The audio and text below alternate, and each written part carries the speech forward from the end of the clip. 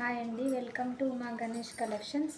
ఈరోజు ఒక శారీతో నేను ఒక చిన్న పాపకి ఫ్రాక్ రెడీ చేశాను. 3 ఇయర్స్ బేబీకి ఇది పట్టు శారీ అండి. ఇలా ఫ్రిల్స్ అనేవి ఇచ్చాను.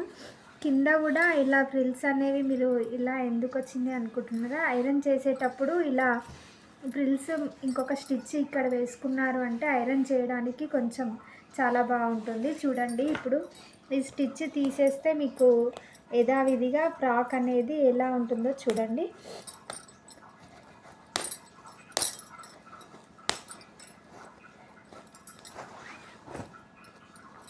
ఇది పెద్ద కుట్టుతో పెట్టాను. చూడండి, ఇలా విప్పగానే వచ్చేస్తుంది.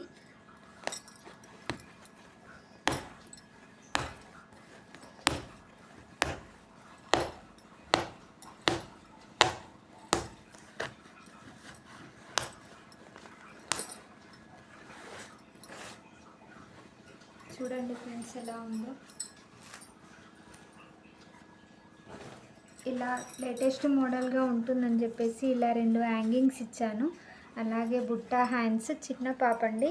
ఇలా లోపల కూడా తనకి గుచ్చుకోకుండా ఇలా మొత్తం లైనింగ్తో కవర్ చేశాను. ఎక్కడ కూడా పాప ఇరిటేట్ కాకుండా ఉండడానికి ఇలా మంచిగా చూడండి, లైనింగ్ విత్తున్న దగ్గర జిగ్జాగ్ లేకున్నా ఎలా చేశానో చూడండి. పిల్లలు ఇరిటేట్ కాకుండా గుచ్చుకోకుండా ఉండడానికి ఇలా బుట్ట హ్యాండ్స్ ఇచ్చాను. వెనుక నాట్స్ చూడండి ఫ్రెండ్స్, ఎలా ఉందో.